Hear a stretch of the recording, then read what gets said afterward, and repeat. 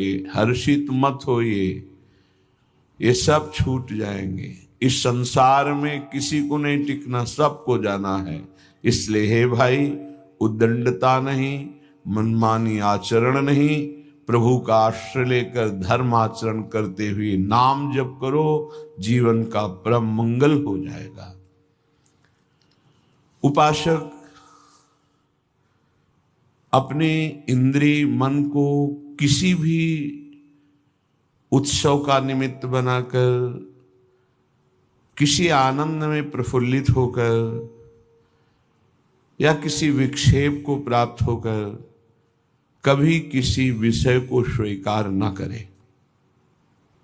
बहुत ध्यान से सुनना, एक दिन की छूट तुम्हारे जीवन भर के लिए वो संस्कार रूप में फांसी बन जाएगी। ऐसी जगह आपको फंसा देगी, निकलना मुश्किल हो जाएगा। फंसना सहज है, निकलना मुश्किल है। हर भोग एक विशाल अथाह दलदल है, धंसते चले जाओगे, निकलना कठिन है। इस बात को दिमाग में चाहे लिख लो या डायरी पे लिख लो। हर भोग माया का ऐसा दलदल है कि जो इसमें एक बार चखने के लिए कूदा वो धंसता चला गया। गुरु कृपा हरि कृपा निकाल ले तो निकाल ले, या निकला हुआ महापुरुष निकाल ले, अन्यथा वो उसमें डूब ही जाता है। ऐसा दलदल है। वह श्री जी का कृपा पात्र है, आज नहीं तो कल वो महापुरुष बन जाएगा। अर्थात जो महापुरुषों की गति वो उसे प्राप्त हो जाएगी। वो धामवासी है, प्रियाजू ने स्वीकार किया है। आपका क्या अधिकार है कि आप उस पर दोष दर्शन करें? तो कह रहे हैं जो वृंदावन धाम में वास करते हैं उनके दृष्ट दोषों को दिखाई दे रहा है। ऐसा नहीं कि नहीं दिखाई दे रहा, आप आरोप लगा रहे हैं, दिखाई दे रहा है। दृष्ट दोषों को सत्य मान करके वर्णन करते हैं, उनकी निंदा करते हैं, तो आपका भाग्य दुर्भाग्य में बदल जाएगा। यदि आप ये विचार करके कि श्री जी के लाड़िले हैं, इनकी बाहरी बात है पर इनके ऊपर बहुत कृपा है, आज नहीं तो कल ये सब सुधर जाएंगे क्योंकि लाडली जी के कृपा पात्र हैं, बात बन गई। ऐसे मूर्ख लोग अपना संकट स्वयं चयन कर लेते हैं। जो दूसरों की, वृंदावनवासी की दोष दृष्टि से निंदा आदि करते हैं, बहुत निकृष्ट बात है, इसे कभी स्वीकार न करें। सच्ची कहते हैं, देखो अपने सब पावन भूमि में बैठे हैं, निंदा तो अपनी करनी चाहिए। अंदर से देखो, ईमानदारी से देखो, जो हमारे अंदर कूड़ा करकट है इसकी निंदा करनी चाहिए कि मैं बहुत नीच हूं, हम पर इतनी कृपा है लाडली जी की, इतना दुलार कर रहे हो, हम उनकी दुलार को ठुकराए चले जा रहे हैं। वो कह रहे हैं दाहिने चलो, हम बाएं बढ़ते चले जा रहे हैं, पर वो कृपा ही करती जा रहे हैं। हम कभी एकांत में बैठकर नहीं रोए मैं कितना नीच अपराधी हूं कि अपने इतने करुणा में स्वामी का विरोध कर रहा हूं, उनके विरुद्ध चल रहा हूं, जबकि प्रतिकूल से विसर्जनम, बिल्कुल विसर्जन कर देना, आज के बाद कोई गलती नहीं होगी। पर हम गलती पे गलती करे जा रहे हैं। श्री जी इस बार माफ कर दो, आगे से फिर किया, श्री जी इस बार माफ कर दो, फिर वही वो माफ करती चली जा रही। हमसे गलती होती। जब हम ये देखेंगे तो हम दूसरे को देखने लायक ही नहीं। हम क्या दूसरे को देखें? हम अच्छे हों तो दूसरे को देखें, और जब सच्चाई में तुम अच्छे हो जाओगे तो दूसरे के दोष नहीं दिखाई देंगे, सब में अपने प्रभु दिखाई देंगे। इसलिए श्रीपाद कह रहे हो, मूर्ख लोग अपने संकट को बुलाते हैं, संकट का निर्माण करते हैं। ये बहुत भयावह बात है कि किसी वैष्णव या किसी वृंदावनवासी की निंदा बिल्कुल भूल कर मत करना। ये ब्रजवासी जन भगवान के लाड़िले हैं। देवराज इंद्र को भ्रम हो गया, घुटनों पे आ गए, तब भगवान ने क्षमा किया। जाओ, त्रिभुवनपति घुटनों पे बैठे थे इसी रज में। ये जो गोविंद कुंड है ना, घुटनों पर थे, नाथ क्षमा कर दो, जाओ। ऐसा अहंकार मत करो कि तुम्हारे द्वारा पूरी सृष्टि चल रही है। ये ब्रजवासी हमारे प्राण हैं, अगर इनको कोई संकट तो फिर हम उसको महासंकट में डाल देंगे। हमारे ब्रजवासियों को कोई ना छेड़े। भगवान कह रहे मेरे प्राण हैं ब्रजवासी जन, भगवान कह रहे मेरे प्राण हैं ब्रजवासी जन। देवराज इंद्र से ज्यादा नाराज नहीं हुए। कारण जानते हो? किया तो उपद्रव ब्रजवासियों को पीड़ा देने का, लेकिन सब ब्रजवासी एक साथ बैठ कर दिए ना, तो लालजू ने थोड़ा तो उन पर शासन किया, फिर कृपा कर दी, लेकिन ब्रह्मा जी के ऊपर कृपा नहीं की, क्योंकि अलग कर दिया। ये उपद्रव किए पर सबको इकट्ठा कर दिया, इसलिए ज्यादा इनको पढ़ के देख लेना, ज्यादा नहीं, बस इतना कहा तुम देवराज हो, सतोगुणी हो, अहंकार मत किया करो। लेकिन ब्रह्मा जी तो कांप के चले ही गए, भगवान मुस्कुराए नहीं। क्यों? ब्रजवासियों को अलग कर दिया। तुम ब्रह्मलोक में मायामयी सैया पे सुला दिया, हमारे प्राण प्यारे ब्रजवासियों का अपराध करते हो। तो आज तक ब्रह्मा जी का प्रवेश नहीं ब्रज में, बात समझ लो। वो मूर्ख हैं जो वृंदावन या ब्रजवासी जो वास कर रहे हैं उनके प्रति दोष दृष्टि करें। 12 वर्ष में तो सिद्ध हो जाता है, 21 वर्ष में क्यों नहीं परिवर्तन हुआ? जी गलती तो जब हमारी गलती, तो हम दूसरों को क्यों दोष दर्शन करने वाली वृत्ति से देख करके निंदा करें, उनका अपमान करें? हमारे अंदर खुद इतनी ये गलत है, तो तुम क्या कर रहे हो? तुम भी तो गलत हो जो दूसरों का दोष दर्शन कर रहे हो। परमार्थ कहता है किसी के भी ना दोष देखने ना गुण देखने, सब में भगवत भाव देखना। संसारी पुरुष क्रिया देखता है, परमार्थ का पथिक कारण देखता है। कारण श्री हरिवंश भनम, क्रिया नहीं देखता है। क्रिया देखने वाला संसारी होता है। श्रीपाद कह रहे वो मूर्ख लोग संकट की स्वयं रचना कर देते हैं। अच्छा, ये कोई पाप नहीं है कि क्षय हो जाएगा तो आप मुक्त हो जाएंगे। ये अपराध है, वैष्णव अपराध।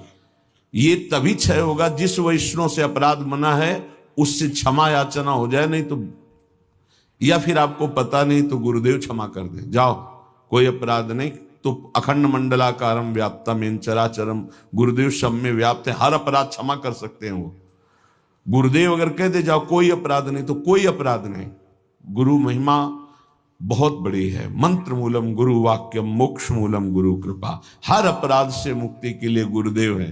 गुरुदेव मुझे पता नहीं क्या अपराध बन गया, लेकिन है कोई अपराध, क्षमा कर दो। उन्होंने कहा जाओ कोई अपराध नहीं, तो पूरी सृष्टि का अपराध क्षमा हो जाएगा। गुरुदेव में ऐसी सामर्थ्य, वो भगवान का साक्षात कृपा वपु है। कभी किसी को ऐसा महसूस हो तो अपने गुरुदेव भगवान से क्षमा मांग ले। अगर नहीं पता चलता कि किस वैष्णव का अपराध बना है तो गुरुदेव से क्षमा मांग ले। श्रीपाद कह रहे हैं ऐसे व्यक्ति हमारे चाहे प्राण संकट में पड़े हो, कभी समीप ना आवे, मैं इनका दर्शन न करूं और इनका संभाषण न सुनूं। जो संतों की, ब्रजवासियों की, वैष्णव की, भगवत भक्तों की निंदा करते हैं, ऐसे लोग हमारी दृष्टि में ना आवे, कभी हमारे कान में इनकी आवाज ना पड़े, और कभी प्राण संकट होने पर भी मैं इनकी सेवा स्वीकार ना करूं। क्योंकि ऐसे लोगों का विषय सेवन करना, दिया हुआ भोजन पाना, या उनके पास बैठना, या उनकी दर्शन करना, इस सारे साधन को हास्यास्पद बना देते हैं। उपहास योग, अर्थात कुछ नहीं रह जाता जो ऐसे लोगों का संग करता है। अपराध नहीं, निंदा नहीं होनी चाहिए, बहुत सावधान। पूज्य श्री चंद्रशेखर बाबा जी महाराज वो कहते थे कि ब्रजरज, ब्रजलता और ब्रजवासी, इन तीन से श्रद्धा बिगड़ गई तो बात तुम्हारी बनेगी नहीं। उनके श्रीमुख के शब्द थे कि तुम रेगिस्तान में वास कर लो तो तुम्हारा कल्याण हो सकता है, लेकिन ब्रजवासी, ब्रजरज, ब्रजलता, इनका अपमान अपराध करोगे तो वृंदावन में तुम्हारा कल्याण होने वाला नहीं है। वो डायरी में लिखा हुआ पूज्य चंद्रशेखर बाबा जी महाराज। वे भी 25 वर्ष पहले की बात, प्रारंभ में ही दर्शन के लिए। तो यहां श्रीपाद कह रहे हैं ऐसे मूर्ख लोग अपने संकट का स्वयं निर्माण कर लेते हैं। किसी भी विषय में क्यों ना हो, जो वृंदावन वासियों की निंदा करते हैं उनका मैं दर्शन न करूं कभी, कभी संभाषण न करूं, कभी दिया हुआ कोई पदार्थ या विषय सेवन न करूं।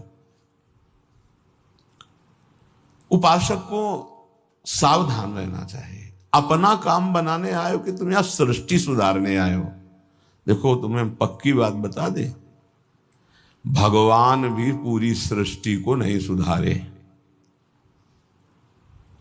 जब अवतार लिया तो जो भगवान की शरण में हुए, सन्मुख हुए, उन्हीं का उद्धार हुआ। ध्यान रखना, चाहे काम से, चाहे द्वेष से, चाहे राग से, चाहे भक्ति से, कैसे भी अवतार के समय जो भगवान से जुड़े वो परम पद को प्राप्त हुए।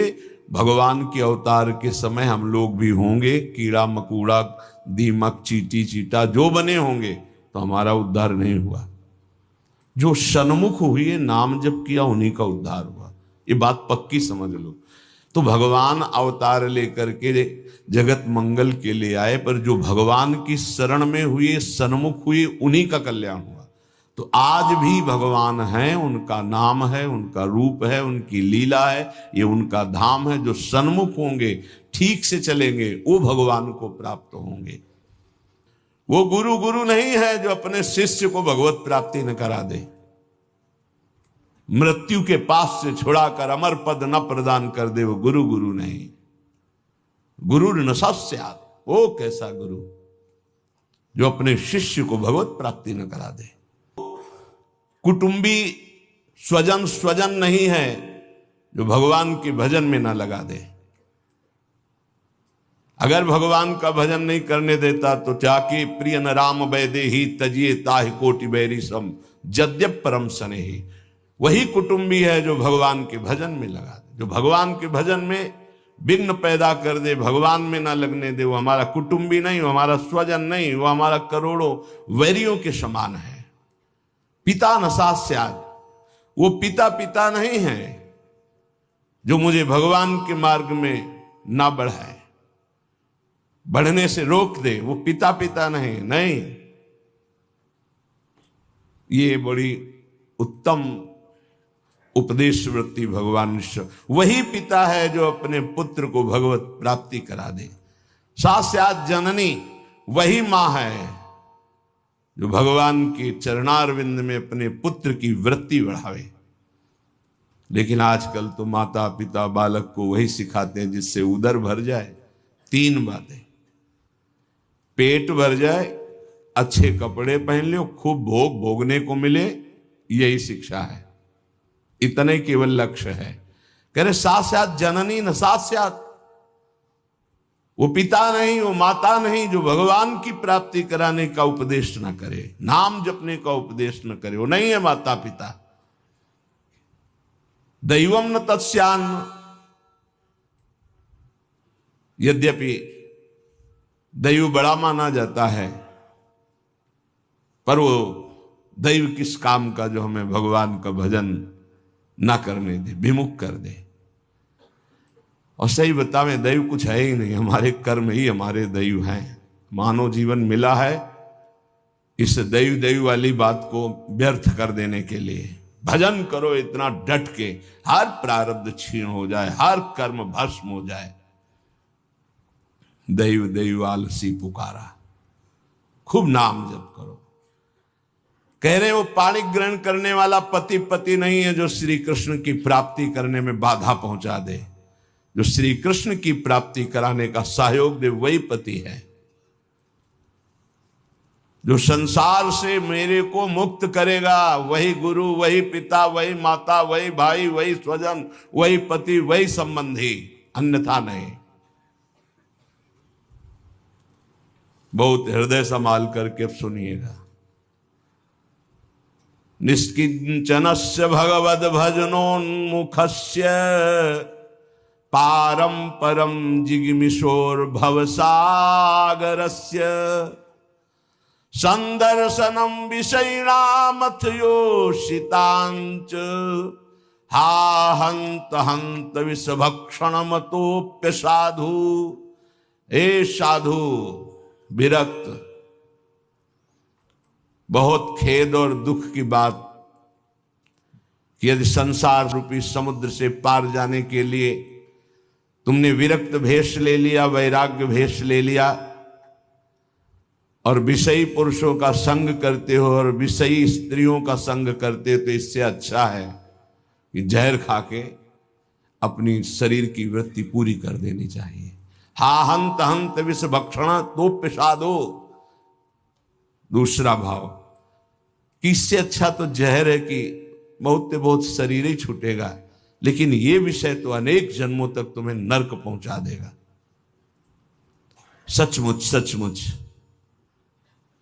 भगवान की भक्ति निष्किंचन ज्ञाननिष्ठ वैराग्यनिष्ठ जो है वही पूर्ण रूप से कर पाते हैं।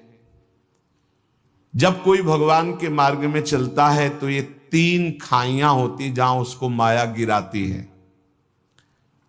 पहली खाई है कंचन, वित्त तृष्णा, रुपया पैसा का संग्रह करना। ये देखा है, समझ नहीं पाया जाता और धोखा हो जाता है। थोड़े थोड़े रुपया संचय करते हुए पधार गए, वो रुपए विषयी पुरुषों ने प्रयोग किए। बड़े बड़े चरित्र देखे हैं, स्वयं कभी खर्चा नहीं किया, संतों की सेवा में नहीं लगाया, समाज की सेवा में नहीं लगाया, बड़े बड़े बॉक्सों में बंद करके रख के और पधार कर चले गए। बाद में उनके परिवार के जनों ने अधिकार कर लिया। बहुत बड़ी गलती हुई। साधु को कभी भी अपने नाम पैसा नहीं रखना चाहिए, ये लिख लीजिए। गुरु के द्वारा सेवित हो या इष्ट के द्वारा सेवित हो, अन मांगे आगे आवे गो, स्वामी जी महाराज कह रहे, स्वामी हरिदास जी। बिल्कुल ऐसा न सोचे कि मैं इतने लाख जमा कर लूं तो पूरे जीवन आराम से खाऊंगा। तो प्रभु का भरोसा नहीं, लक्ष्मीपति का, कि जिस समय जरूरत होगी बिना दस्तखत के तुम्हारे पास आ जाएगा। जैसे बैंक में जाओ दस्तखत करो फिर पैसा मिलता है, यहां दस्तखत की भी जरूरत नहीं, ठीक समय पर वो वस्तु पहले से आ जाएगी, पक्का समझ लीजिए। फिर इसके बाद है कामिनी। जब वो कंचन पर विजय प्राप्त करके धन पर, अब इन बातों को थोड़ा नाटक रूप में ले लिया जाता है। एक परमहंस जी हमें मिले यमुना के किनारे, बड़े ही वीतराग ब्रह्मलीन महापुरुष। तो जिस आश्रम में हम थे वो यमुना के पावन पुलिन पर था। ये बात है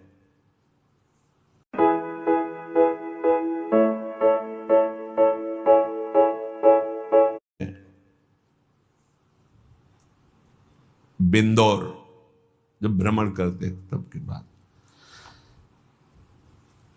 उस पार इछावर है, इस पार बिंदौर। तो जिस आश्रम में रुके थे सब, तो उनसे प्रार्थना की कि स्वामी जी आप रुक जाइए एक रात्रि, वो भी संभाषण दर्शन का सौभाग्य मिलेगा। बड़े ही महापुरुष, छांदोग्य उपनिषद पास, बस लंगोटी इतना अचला, एक छड़ी, क्या ब्रह्म मूर्ति तेजो में, स्वीकार कर लिया। तो तखत में गद्दा बिछाकर वैसे ऊपर वस्त्र, उनका नहीं नारायण, हम ऐसी जगह बैठते हैं जहां कोई उतार ना सके। बोरा बिछाइए, बोरा में।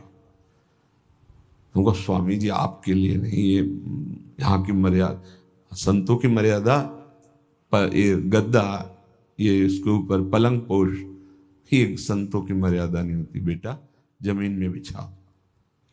ऐसे एक एक चेष्टाएं उनकी थी कि थप्पड़ की तरह पड़ती थी। तो उनका महाराज, यहाँ के महंत कौन है, तुम हो? उनका नहीं महाराज जी, हम तो यहाँ विचरण करते हुए। अच्छा, यहाँ के महंत कौन? उनका बाहर गए हुए हैं। महाराज जी वो भी बहुत त्यागी, पैसा नहीं लेते, पैसा नहीं लेते। इतनी जोर बालवत हंसे कस के, बोले आश्रम उन्हीं का है? कहा जी पैसा नहीं लेते। नहीं तो ये कैसे चलता है? तुमका जब वो जाते हैं और कोई दक्षिणा देता है तो ऐसे अचला में बंधवा, फिर तो जो हंसे के आपसे अचला में बंधवा लेते, पैसा लेते नहीं। क्या यार, हम लोग का क्या नारायण, तुम भी विनोद करते हो, ये है क्या? तुमका सही महाराज जी। बोले जब यहाँ आते तब तो उनका जो सेवा में रहते हैं वो खोल लेते हो, फिर ऐसे कार्य। बेटा इसे त्याग नहीं कहते, इसे त्याग। उसी दिन उनके साथ कई 60 किलोमीटर एक सांस में चलते थे। हमारी तो हालत खराब हो गई, पीछे भागते हुए। हमको स्वामी जी 3 दिन के आगे चौथे दिन नहीं चल पाए। ब्रह्माकार वृत्ति लिए कमंडल 60 किलोमीटर तक चल, न खाना न पीना न कुछ। कोई बोल दे स्वामी जी कुछ पालो तो पाले, नहीं बोले तो और एकदम पुष्ट। क्या उनका स्वरूप उन्होंने मतलब जो 3 दिन साथ रहे, तो वैराग्य क्या क्या स्वरूप है, स्वरूप का क्या बोध है, कैसी अद्भुत उनकी ज्ञान निष्ठा। कैसा महापुरुषों का अगर एक क्षण भी संग मिल जाए तो जीवन का रंग बदल जाता है। 1 रुपया पास रहे और कभी भी किसी नगर में भिक्षावृत्ति नहीं करना, आकाश वृत्ति से जहां चल रहे हैं वही औकात। भारत की समस्त नदियों की 2-2 बार परिक्रमा हो गई। ऐसे महापुरुष। तो कंचन और कामिनी, कामिनी का तात्पर्य हर इंद्रिय संयोग से है और विशेषतर जनेन्द्रिय के संयोग से है। जब साधक क्रॉस करना चाहता है माया को, कंचन को क्रॉस कर गया, तो फिर कामिनी का आकर्षण जिस कोटि का महात्मा होता है, साधक होता है, जिस कोटि का, अगर वो मृत्यु लोक की किसी कामिनी से परास्त हो सकता है तो उसे भेज दिया जाएगा, नहीं तो फिर स्वर्गलोक, और नहीं तो फिर ब्रह्मलोक। और जब यहां से लेकर ब्रह्मलोक तक के भोग उसे परास्त नहीं कर पाते, तब रिद्धियां सिद्धियां, इसके बाद भगवत प्राप्ति। एक परीक्षा का क्रम है। फिर तीसरा है कीर्ति, मतलब पहले में ही जैसे 1 लाख चले तो पहले में ही बहुत मार के गिरा दिए गए कंचन में, फिर कुछ बचे तो कामिनी में, फिर जो बचे तो कीर्ति में। जो कामिनी कंचन कीर्ति तीनों को पार कर गया, तभी वो कहा गया को एक पाव भगति जिमि मोरी वृष्टि शारदी कहूं कहूं थोरी। जैसे शरद में कहीं कहीं वर्षा होती है, ऐसे कोई बिरला मेरा भक्ति को प्राप्त, वही बिरला जो इन 3 पर विजय प्राप्त कर लेता है। इनमें ऐसे सुखों का आकर्षण ब्रह्मा जी ने रखा है, कामिनी कंचन कीर्ति, कि ऐसा लगता है तो भगवान तो मिल ही जाएंगे। देख लेते हैं, कंचन तजना सहज है, सहज तिया का नेह, मान बड़ाई ईर्ष्या दुर्लभ तजनाए। आगे जो मान बड़ाई बहुत बड़ी मंजिल अच्छे अच्छे साधकों को गिरा देती है। चलन चलन सब कोई कहे, बिरला पहुंचे कोई। एक कंचन एक कामिनी दुर्लभ घाटी, 2 मार के गिरा दिया गया। एक कंचन एक कामिनी, ये लांबी तलवार, आए थे हरिभजन को बीचे देने। ये घाटियां